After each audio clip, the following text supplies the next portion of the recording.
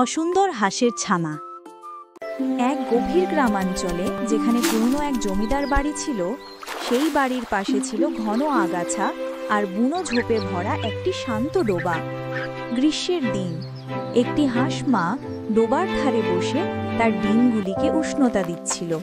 সে ছিল ভীষণ খুশি, কারণ তার ডিমগুলি ফোটার সময় হয়ে এসেছিল। একদিন সকালে ডিমগুলি একে একে ফাটতে শুরু করলো।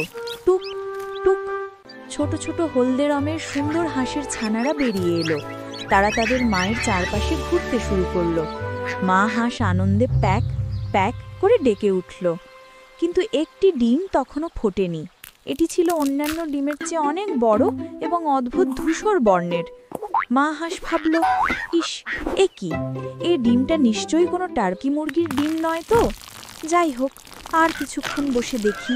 অবশেষে সেই বড় ডিমটিও ফাটল, আর তা থেকে বেরিয়ে এলো আরও একটি ছানা। কিন্তু সে ছিল অত্যন্ত কুৎসিত। তার গায়ের রং ছিল ধূসর ও বড়, আর তার গলা ছিল অস্বাভাবিক লম্বা। মা হাঁস তাকে দেখে হতাশ হয়ে বলল, ছি, এ কীরকম দেখতে! অন্য ছানাদের মতো হলুদ নয় কেন? ছানাটি ছিল খুবই নিরীহ। সে তার ভাই বোনদের মতো সাঁতার কাটতে পারত, এমনকি তাদের চেয়েও ভালো সাঁতার কাটতে পারত। কিন্তু তার ভাই বোনেরা এবং ডোবার অন্যান্য হাঁসেরা তাকে ঘৃণা করত। তার ভাই বোনেরা তাকে ঠোকর দিত এবং ঠাট্টা করে বলতো, দেখ, কুৎসিত হাঁসের ছানা। অন্যান্য হাঁসেরা বলতো, এত বিশ্রী দেখতে হাঁসের ছানা তো আমরা কোনোদিন দেখিনি। মা হাঁস প্রথম দিকে তাকে রক্ষা করার চেষ্টা করত, কিন্তু সময়ের সাথে সাথে সেও হাল ছেড়ে দিল। সে ভাবত, যদি সে এই কুৎসিত রূপ নিয়েই বেঁচে থাকে তবে থাক। এই অপমান আর অবহেলা সহ্য করতে না পেরে সেই অরূপ হংস শাবক একদিন সিদ্ধান্ত নিল সে এই জায়গা ছেড়ে চলে যাবে। সে ডোবার বাঁধ পেরিয়ে বেরিয়ে এলো এবং গ্রামের পথ ধরে হাঁটতে শুরু করল। সে গেল এক বিরাট বুনো জলাভূমিতে, যেখানে বহু বুনো হাঁস ও রাজহাঁস থাকত। সে ভাবল হয়তো তারা তাকে গ্রহণ করবে, কিন্তু সেখানেও সে পেল শুধু প্রত্যাখ্যান। বুনো হাঁসেরা তাকে দেখে বলল, তোমার যদি কোনো ক্ষতি করার ক্ষমতা না থাকে তবে তুমি এখানে থাকতে পারো, তবে তুমি দেখতে খুবই অদ্ভুত। একদিন সেই জলাভূমিতে শিকারীরা এলো। গোলাগুলির শব্দে বনের পাখিরা ভয় পালাতে লাগলো। জীবন বাঁচাতে অরূপ হংস শাবক ঝোপের ভেতরে লুকিয়ে পড়ল।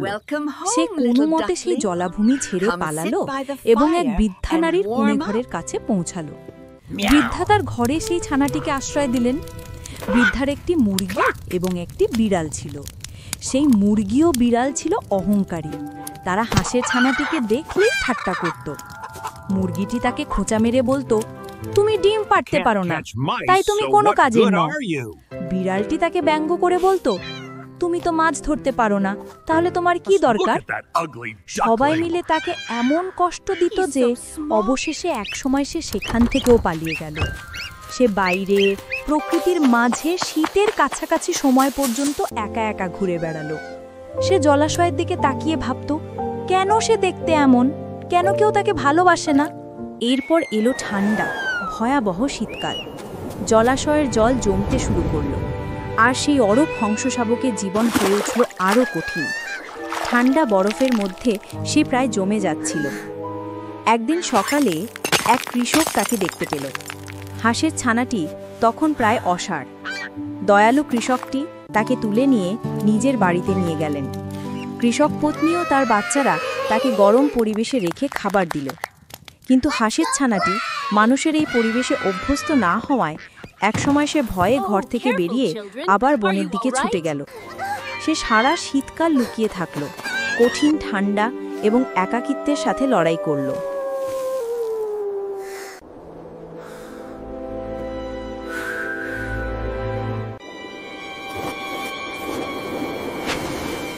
অবশেষে আবার ফিরে এলো বসন্তকাল। সূর্য আবার উষ্ণতা ছড়ালো, আর প্রকৃতি আবার প্রাণ ফিরে পেল। সেই অরূপ হংস শাবক, যার শরীর এখন আরও বড় এবং মজবুত হয়েছে, সে এক সুন্দর বাগানের পাশে একটি হ্রদের দিকে সাঁতার কাটছিল। হ্রদের ওপর দিয়ে তিনটি অসাধারণ সুন্দর শুভ্র রাজহাঁস নেমে এলো। তাদের সৌন্দর্য দেখে অরূপ হংস শাবকের মন গভীর বিষাদে ভরে গেল। সে ভাবল, আমি এত কুৎসিত, এরা নিশ্চয়ই আমাকে তাড়িয়ে দেবে, তবুও আমি এদের দিকে এগিয়ে যাব। সে রাজহাঁসেদের দিকে সাঁতার কাটল। রাজহাঁসেরা তাকে তাড়িয়ে না দিয়ে বরং স্নেহ ভরে এগিয়ে এলো। ভয়ে মাথা নিচু করার সময় সে হ্রদের জলে নিজের প্রতিচ্ছবি দেখল। সে অবাক হয়ে আবিষ্কার করল সে আর সেই ধূসর কুৎসিত হাসির ছানাটি নেই। তার দেহ এখন শুভ্র বরফের মতো, গলা লম্বা এবং ডানা শক্তিশালী। সে নিজেই এখন সেই চমৎকার রাজহাঁসেদের একজন। এই দেখে বাগানের ছোট ছেলেমেয়েরা উল্লাস করে বলল, এই সবচেয়ে সুন্দর রাজহাঁস। সুন্দর রাজহাঁসিটি তার পুরনো দুঃখ ভুলে ডানা ঝাপটে জলে খেলা করতে লাগলো এবং উপলব্ধি করল সে হাসছিল না, সে ছিল একটি রাজহাঁসের শাবক যে ভুল জায়গায় জন্মেছিল। নীতিকথা: আপনার প্রকৃত মূল্য ও সৌন্দর্য আপনার বাহ্যিক রূপে বা অন্যের মতামতের উপর নির্ভর করে না। আপনার আসল পরিচয় ও সম্ভাবনা আপনার ভেতরে লুকানো থাকে, যা সঠিক সময়ে প্রকাশ পাবে। কঠিন সময় আত্মবিশ্বাস ও আশা হারানো উচিত নয়।